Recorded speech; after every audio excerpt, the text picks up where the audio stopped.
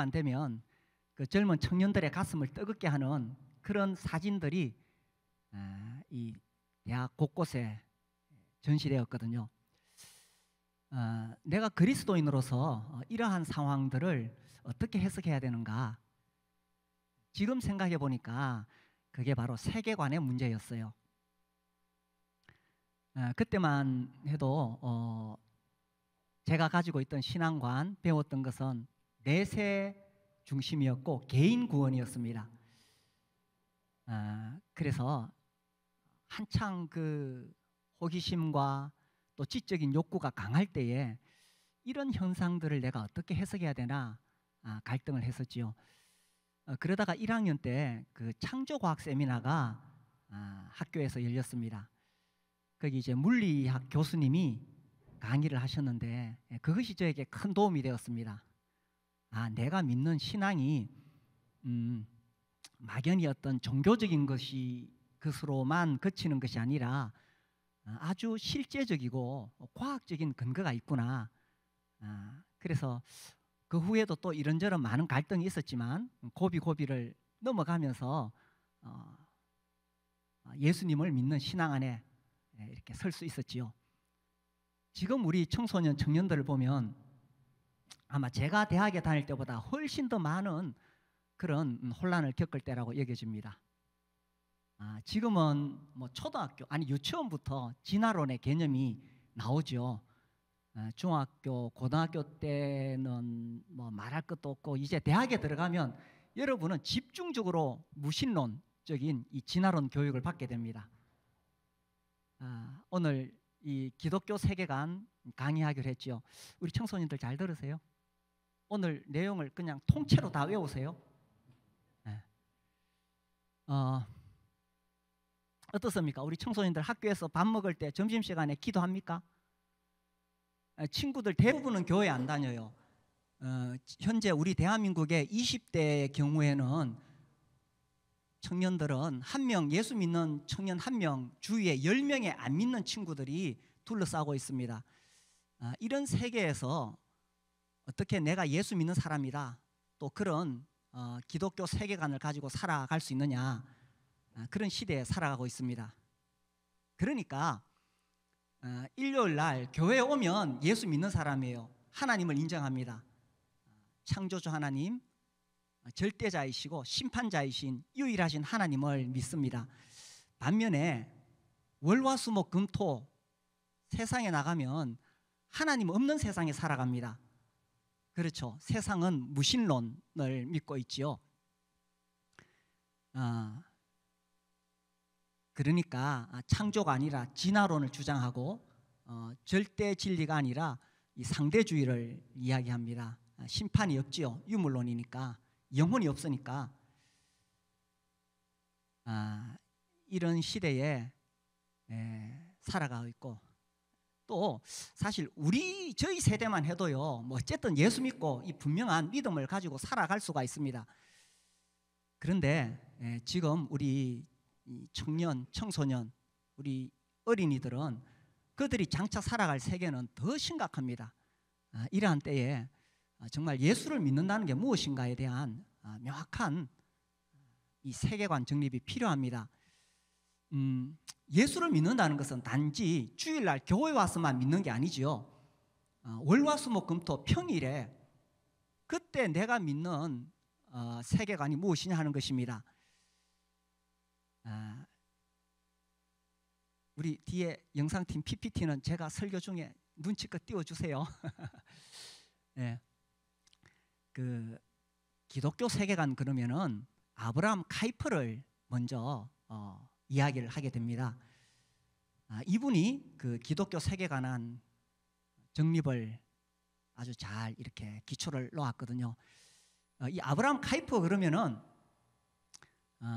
10개의 머리, 100개의 손을 가진 사람이다. 이렇게 평가받습니다. 그만큼 엄청나게 많은 연구와 함께 업적을 쌓았다는 거죠. 지금부터 한 100년 전에 이제 주님께로 가셨는데 대단한 사람입니다. 뭐 신학자, 목회자, 대학을 세웠어요. 교수였고 총장이었습니다. 뿐만 아니라 이분은 정말 이 기독교적인 세계관을 전하기 위해서 정당을 창설하고 네덜란드의 수상이 됩니다. 이 기독교적인 세계관으로 나라가 세워지기를 바랬기 때문에 우리나라에도 이런 대통령 나오면 좋겠죠. 그러려면 투표를 잘해야 돼요. 기독교 세계관을 우리가 먼저 분명하게 정립하고, 그죠? 우리의 수준이 올라가야 됩니다. 이분이 했던 유명한 말, 이 자유대학 설립하면서 그때 이제 했던 이야기입니다. 글자 보이시나요? 우리 같이 한번 읽어볼까요? 시작. 온 세상을 주관하시는 그리스도가 내 것이다 라고 선포하지 않은 부분은 우리 인생의 전 영역에서 한치도 없다는 것을 인정하고 내 삶의 모든 영역에서 그분의 통치를 받아들이는 것이다. 사실 신학적으로는 굉장히 많은 어떤 설명이 필요합니다. 근데 그거 놔두고 일단 이분의 말 자체가 기독교 세계관이 뭔가를 명확하게 이야기하고 있습니다. 기독교 세계관의 핵심이 뭐냐 하면 예수가 왕이시다라는 것입니다. 내 삶의 모든 영역에서 주일날 교회에 왔을 때만 예수님 찬양하는 것이 아니라 이제 내일 출근하잖아요. 학교 가잖아요. 거기서도 예수님이 나의 왕이시다. 그래서 왕이신 그분을 드러내고 그분이 기뻐하시는 삶을 살아가는 것, 이것이 기독교 세계관을 가진 사람이라는 거죠. 근데 이제 우리가 이게 잘 안 되니까 주일날은 하나님 찬양, 평일날은 무신론 세계.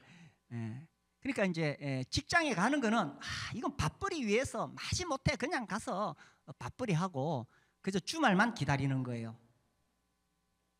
그게 아니고 주일뿐만 아니라 평일에 학교에 가서도 직장에 가서도 예수님이 나의 왕이시다라는 것입니다. 종교개혁을 일으켰던 마틴 루터, 어떤 그 구두 수선공이 와서 상담을 했습니다. 선생님, 내가 이 구두 수선하는 걸로 내 인생 이렇게 살 수 있습니까? 이거 다 때려치우고 내가 성경 연구하고 신학 배워서 성직자가 되렵니다. 그때 이 루터가 이렇게 대답했어요. 웃으면서 선생님, 가서 당신은 구두를 만드는 분이니까 최고의 질 높은 구두를 만드세요. 그리고 그것을 가장 합당한 가격에 파세요. 이게 기독교 세계관이라는 겁니다. 그래서 이걸 자꾸 이원론적으로 하나님 믿는 거 따로, 세상에 사는 거 따로, 이거 아니라는 거예요. 주일날 오면 뜨겁게 찬양하고 학교 가면 막 억지로 마지못해 수업 시간에 버티고, 이거 아니라는 거예요. 그래서 내 삶의 전 영역에서 예수가 왕이시다라는 것입니다. 아멘이십니까? 자, 세계관을 이야기할 때 가장 근본적인 질문 4가지를 합니다. 첫 번째는 이거죠. 이 세계가 어떻게 시작되었느냐 하는 것입니다. 그죠? 기원의 문제입니다. 어떻게 시작이 되었는가? 그리고 두 번째 문제는 악의 문제입니다. 이 세상에 왜 악과 고통이 있느냐 하는 거죠. 세 번째는 그렇다면 어떻게 구원받을 수 있느냐, 이 세계의 그 근본적인 문제가 해결될 수 있는 방법이 뭐냐, 구원의 문제죠. 네 번째는 종말의 문제. 그래서 이 세계는 최종적으로 어디로 가고 있느냐 하는 것입니다. 이게 가장 근본적인 질문이 되겠죠. 그래서 이것을 어떻게 해석하고 살아갈 것이냐, 이게 세계관의 문제입니다. 여기에 대한 해답이 이제 기독교 세계관인데, 뭐 말이 기독교 세계관이지 복음입니다. 복음. 그런데 이제 현대인들에게 또 젊은 사람들에게 이걸 조금 더 쉽게 접근하기 위해서 뭐 세계관이 어떻고 말하지, 우리 시대 때는 뭐 이런 거 상관없어요. 그냥 예수의 복음이었어요. 복음. 자, 우리 하나씩 이제 생각을 해봅시다. 첫 번째 질문, 기원의 문제. 이 세계가 어떻게 시작이 되었느냐 하는 것입니다. 그러니까 이제 여기서 출발하는 거예요. 제가 이제 예수님을 전할 때에 이렇게 질문합니다. 결국 둘 중에 하나예요. 이 세계, 이 우주 만물, 이 세계라 하면 우주와 나를 이야기합니다. 이것이 저절로 생겼든지 아니면 어떤 전능하신 신이 창조주가 만드셨든지, 둘 중에 하나죠. 둘 중에 하나입니다. 세상은 끊임없이 이 세상이, 이 세계가 저절로 생겼다고 그렇게 계속 이야기하고 있습니다. 다윈이 1859년 종의 기원을 발표하고 나서 이 사상이 이제 급속도로 퍼지게 되었습니다. 학교에서 이거 다 배우죠. 그런데 사실 다윈의 진화론은 이미 이건 과학이 아니다고 이미 폐기가 되었습니다. 그죠? 근데 이걸 지금도 교과서에서 배우고 있는 거예요. 뭐 해겔의 배하도 이거 다 조작이에요. 생물 교과서에 나오는 거. 요즘도 실린다 그러던데. 제가 고등학교 다닐 때 그 생물 교과서에 나왔거든요. 해겔의 배. 이 또 가장 큰 문제점이 이 중간고리가 없다는 거예요. 그죠? 원숭이가 사람 되는데 중간고리, 그 지금 교과서에 나오는 뭐 네안데르탈인부터 시작해서 이거 다 조작이에요. 이거 이미 다 밝혀졌어요. 그런데 아직도 교과서에 실려.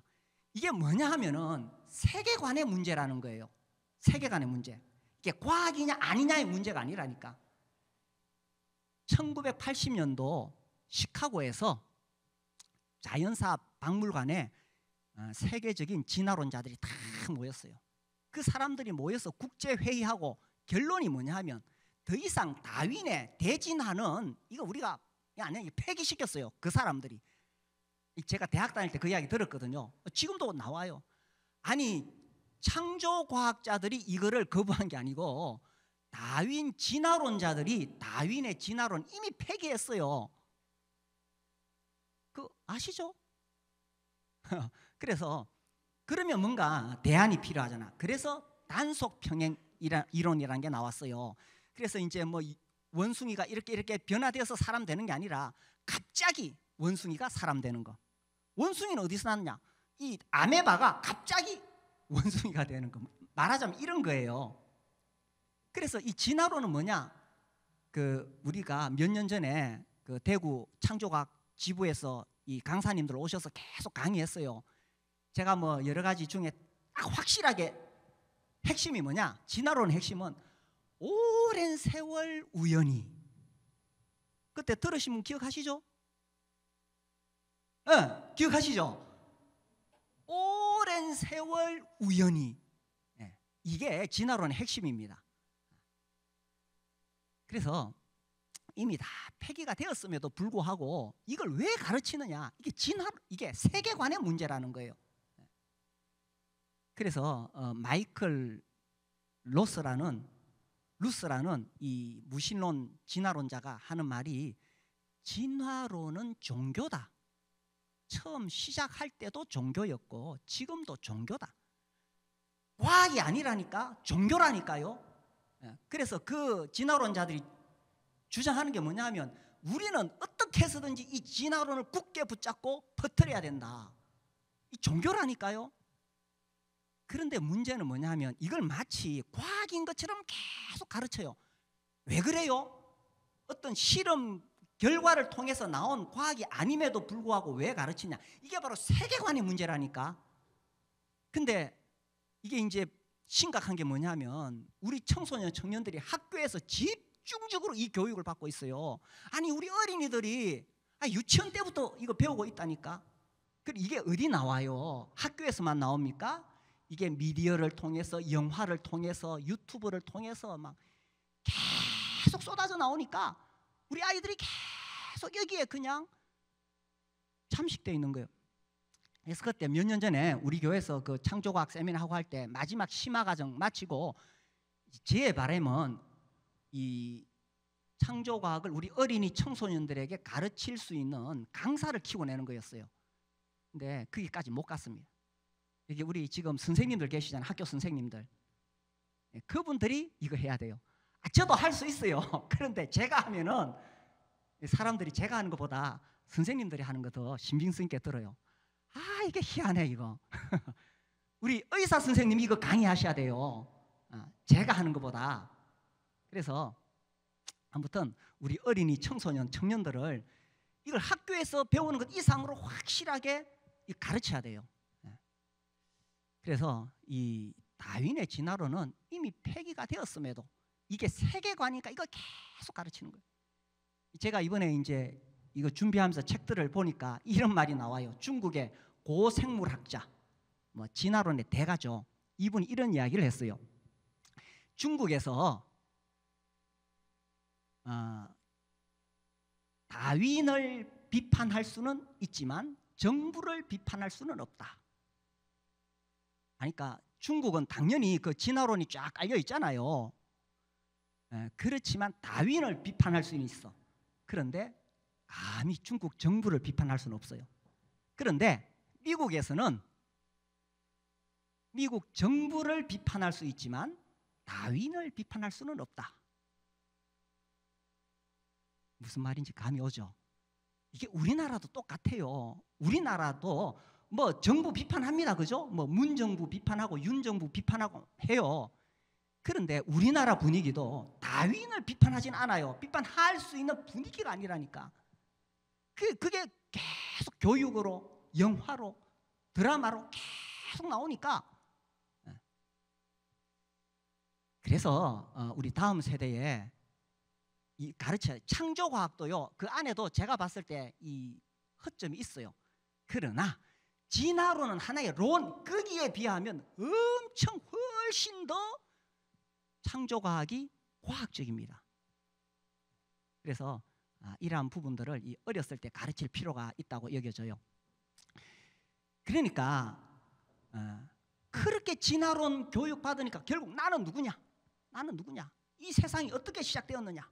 이 세상 뭔가 이렇게 뻥 터져가지고 그죠? 그 세상이 시작되었지. 생명은 어떻게 시작되었느냐? 진화론자들의 이야기가 그거잖아요. 아주 오랜 세월 우연히 연못 속에 있는 어떤 청록색 거품 찌꺼기에서 생명이 시작되었을 것이다. 그럼 그 거품 찌꺼기는 어디서 생겼는데? 그래서 거기서 생명이 돼서 아메바가 돼가지고 원숭이가 되고 사람이 되었다는 거예요. 그러니까 결국 이 사람은 진화 중인 짐승에 불과해. 이걸 학교에서 계속 가르쳐. 자, 다윈의 진화론이 뭡니까? 적자 생존이잖아. 이 경쟁에서 살아남는 자가 살아남는 거예요. 그러니까 학교에서는 계속 공부로 경쟁을 시키죠. 그래서 공부를 잘해야 학교에서 인정받아. 세상에서도 끝없는 경쟁. 돈을 많이 벌어야 성공한 사람. 학교에서 공부 잘 하지 못하면 실패자, 루저가 돼. 세상에서도 돈 많이 못 벌면 루저, 실패자가 돼. 이게 진화론이에요. 하나님, 창조주 하나님 뭐라고 하셨어요? 우리 여러분, 원숭이가 진화되어서 살아남은 게 아니라 우리 청소년들 하나님의 형상대로 만들어진 거예요.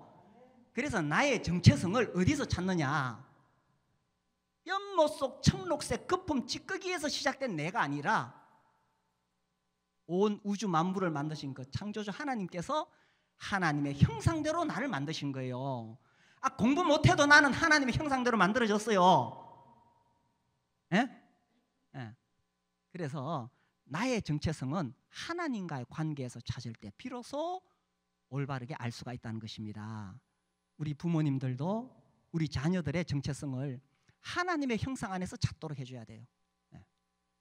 학교에서, 학원에서 그렇게 몰아붙여가지고 그 결국 다윈의 진화론이잖아. 그래서 첫 번째 질문은 이것입니다.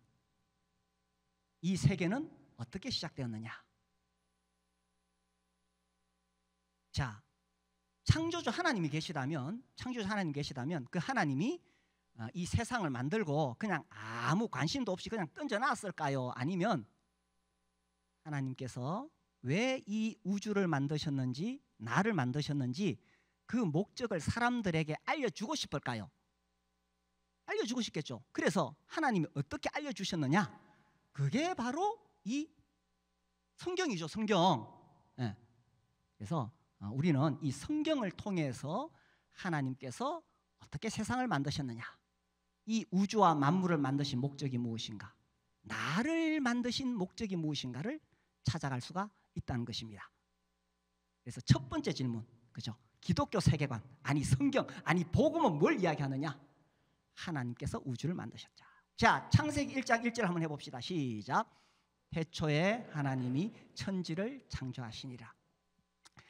지난번에 제가 그 제주도에 있었잖아요. 그때 이제 이 어떤 자매님하고 이야기를 하는데, 이분이 이제 하도 사는 게 힘들어서 교회를 나왔대요. 교회를 나오니까 목사님이 성경을 읽어보라.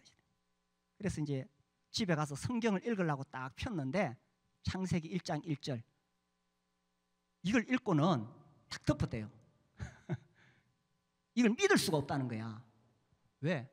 자기는 평생을 진화론 교육을 받아왔거든. 그 딱 듣고는 아유, 그럼 난 교회도 못 나가겠네. 그렇게 고민하고 갈등하다가 이제 나중에 이제 복음을 듣고 이제 구원을 받아서 지금 자매님이 되셨어요. 그러니까 첫 출발점은 이겁니다. 저는 성경이 너무너무 멋있고 하나님 너무너무 멋있다고 생각해요. 딱 시작을 이걸로 하는 거예요. 태초에 내가 우주 만물을 만들었다. 하나님의 이 선언으로 시작하는 거예요. 이걸 믿으면 다 믿어져요. 이걸 못 믿으면 다 못 믿어요. 결국 진화론, 무신론으로 갈 수밖에 없다는 거죠. 자, 두 번째 질문.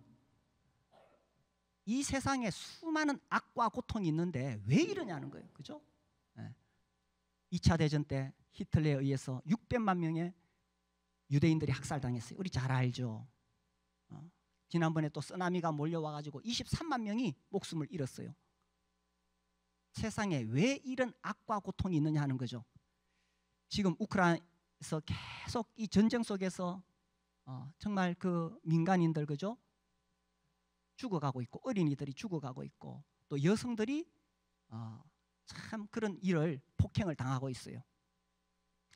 왜 세상에 이런 악과 고통이 있느냐? 왜 어린 아기가 아무 죄 없이 태어날 때부터 기형으로 태어나느냐? 이런 문제입니다. 여기에 대해서 이 무신론자들은 뭐 이건 진화의 과정이다. 그리고 그 사람들은 인본주의에서는 인간은 본성은 선하다고 이야기합니다. 인간 본성이 선한데 이 사회 제도가, 이 문화가 사람을 악하게 만들었다. 이게 그들의 주장입니다. 그런데 기독교 세계관은 무엇을 말하느냐? 왜 이 세상에 악과 고통이 있느냐? 그것은 창조주 하나님을 거절하고 인간이 반역을 일으켰기 때문이다라는 것이죠. 하나님께서 태초에 천지를 만드실 때는 보시기에 좋았더라. 보시기에 좋았더라. 그런데 인간이 하나님께 이 반역을 일으킨 거예요. 그것이 악과 고통의 시작. 창조주 하나님, 생명의 근원이신 하나님으로부터 그 하나님을 주인으로 모시기를 거절하면서부터 세상에 악과 고통이 왔다는 것입니다. 이 인본주의 사회에서는 그렇지 않아요. 그래서 인간은 선하다는 거예요. 그런 어떤 그 전제하에서 심리학이 또 정신의학이 발전했기 때문에 사람들이 어떤 문제가 있어가지고 병원에 가면 네 잘못 없어. 다 네 주위의 환경, 네 주위에 있는 사람들 때문에 그런 거야. 결국 해답이 그렇게밖에 안 나오는 거예요. 물론 우리가 몸이 아프거나 마음이 아프면 병원에 가야 됩니다. 또 이 약물 치료 복용이 필요합니다. 제가 그걸 지금 부인하는 게 아니에요. 그러나 근본적인 치유는 어디 있느냐? 외부 세계 이전에 내 안에 죄가 있다는 것입니다. 내 안에 악이 있다는 것입니다. 그래서 근본적인 치유를 받고 싶다면 하나님과의 관계가 회복돼야 되는데, 그래서 근본적인 치유는 내가 지은 죄에 대해서, 내가 주인 되어 살아온 것에 대해서 회개하고 하나님의 용서를 받는 데서 시작한다는 것입니다. 물론 병원이 필요합니다. 그러나 근본적인 치유는 내가 하나님 앞에 주인 되어 살아온 것에 대해서 회개하고 용서를 받아야 된다는 것입니다. 이번 주 금요일 날 우리가 기도와 찬양 집회합니다. 그 시간 우리 주위에 있는 분들도 같이 오세요. 이웃들. 그래서 몸이 아픈 사람, 마음이 아픈 사람 하나님 앞에 찬양하고 하나님 앞에 기도하면서 그렇게 치유될 수가 있는 거예요. 그래서 이 세상에 왜 악이 고통이 있느냐?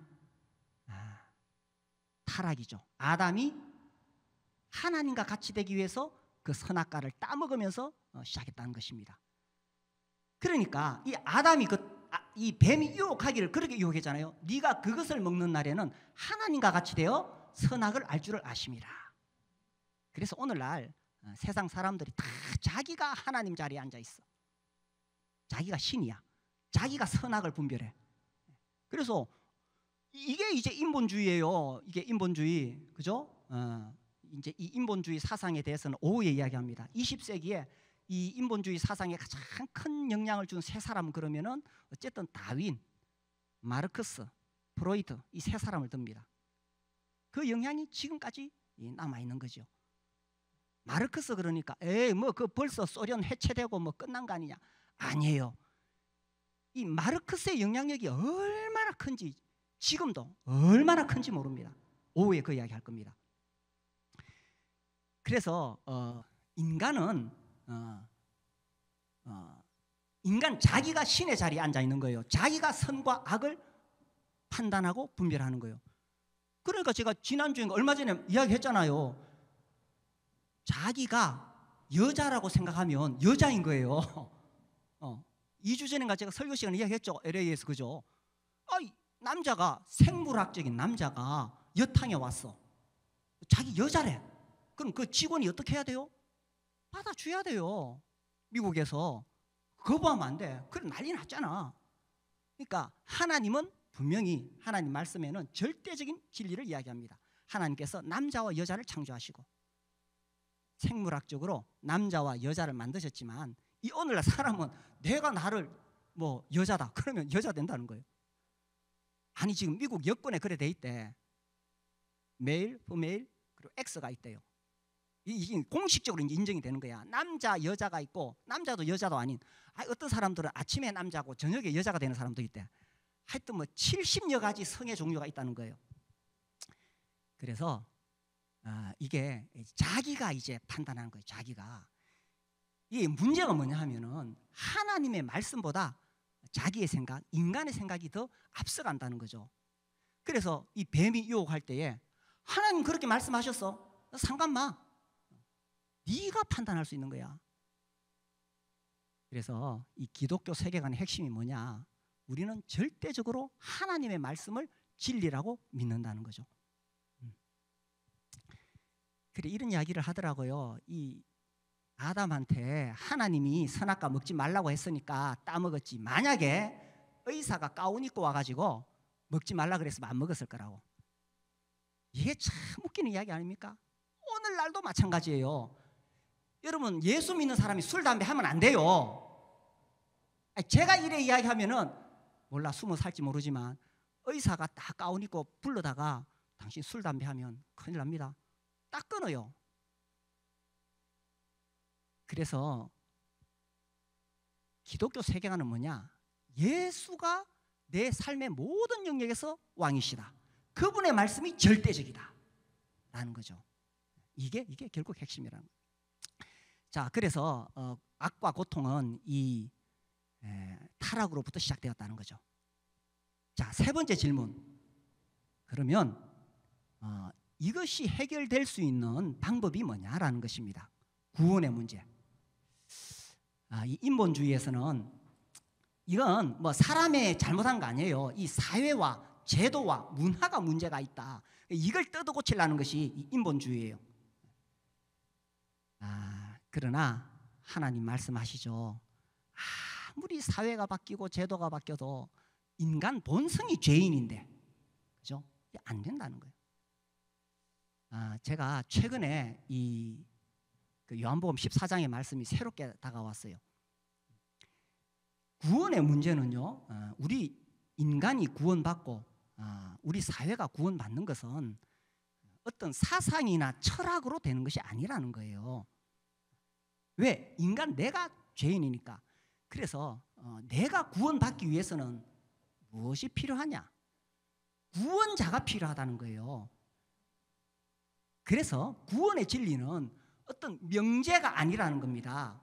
어떤 사상이 아니라는 겁니다. 뭐냐? 인격이라는 거예요. 인격. 내가 구원받을 수 있는 길은 내가 어떤 사상, 철학을 깨달아서 되는 게 아니고 나를 건져주실 수 있는 인격이 필요한 거예요. 그런데 그 인격자는 어떤 분이시냐? 나보다 조금 위대한 분이 있으면 안 돼요. 나보다 좀 더 많이 배우고 훌륭한 분은 안 돼요. 누가 될 수 있느냐? 이 도저히 자기 스스로의 힘으로, 내 스스로의 힘으로는 구원받을 수 없기 때문에 정말 전지전능하신 하나님만이 가능하다는 이야기입니다. 그분이 구원자가 되실 때 내가 구원을 받을 수가 있다는 이야기입니다. 그래서 하나님의 아들이 이 땅에 오신 거예요. 그분이 예수 그리스도이십니다. 구원은 뭐냐? 내가 곧 길이요 진리요 생명이라고 말씀하신 예수 그리스도가 구원이라는 것입니다. 그래서 인본주의 사상에서는 어쨌든 이 사회를 변화시키려고, 제도를 변화시키려고 발부둥 치는데 그걸로 되는 게 아니에요. 우주와 만물을 만드신 창조주 하나님의 아들만이 우리의 구원자가 되실 수 있다는 것입니다. 자, 네 번째 질문. 그래서 이 세계는 최종적으로 어디로 가고 있느냐? 유물론에 의하면은 뭐 그냥 그래 가는 거예요. 의미가 없어요. 그리고 뭐 힌두교, 불교에서는 윤회한다고 말하죠. 그렇게 말하죠. 그러나 이 우주와 만물을 만드신 하나님은 말씀하셨습니다. 그분이 창조하시기 때문에 그분이 끝내는 날이 옵니다.